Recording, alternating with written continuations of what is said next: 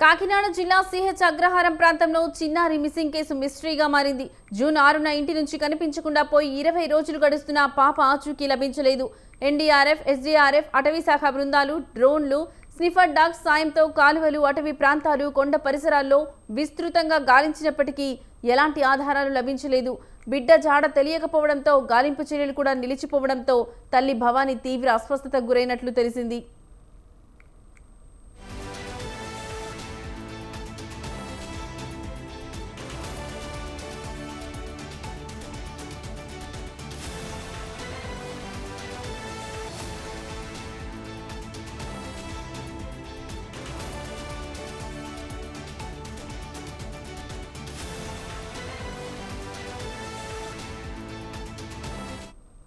గాలింపు చర్యలు నిలిపివేసినప్పటికీ కేసు దర్యాప్తును పోలీసులు కిడ్నాప్ కోణంలో ముమ్మరం చేశారు. తుని రూరల్ పోలీసులు సీసీటీవీ ఫుటేజ్లు, మొబైల్ టవర్ డమ్, కాల్ డేటా వంటి సాంకేతిక ఆధారాలను విశ్లేషిస్తున్నారు. మరోవైపు ఈ కేసులో పెంపుడు కుక్క పాత్ర ఉత్కంఠ రేపుతోంది.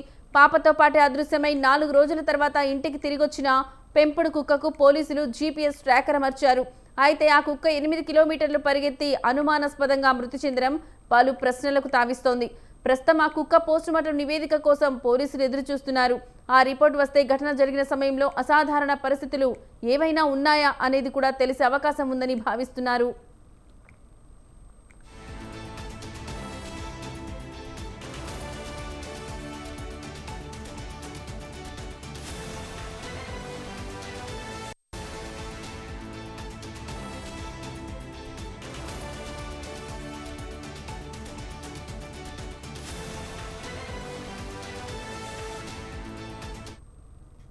ఈ ఘటనపై ఇప్పటికే ఏపీ హైకోర్టు సీరియస్ గా స్పందించింది. జ్ఞానేశ్వరి మిస్సింగ్ కేసు దర్యాప్తు పురోగతిపై సమగ్ర నివేదిక సమర్పించాలని రాష్ట్ర ప్రభుత్వాన్ని, పోలీసులను ఆదేశించింది. సుప్రీంకోర్టు మార్గదర్శకాలను పాటించారా లేదా అని కూడా వివరణ కోరింది. ఇంత పెద్ద ఎత్తున గాలింపు చేపట్టిన చిన్నారి జాడ దొరకకపోవడం, కుక్క అనుమానాస్పద మృతికి గల కారణాలు తెలియకపోవడం వంటి పలు ప్రశ్నలకు సమాధానాలు దొరికితేనే ఈ మిస్టరీ వీడే అవకాశం ఉందని పలువురు అభిప్రాయపడుతున్నారు. బిడ్డ సురక్షితంగా తిరిగి వస్తుందని కుటుంబ సభ్యులు ఆశగా ఎదురుచూస్తున్నారు.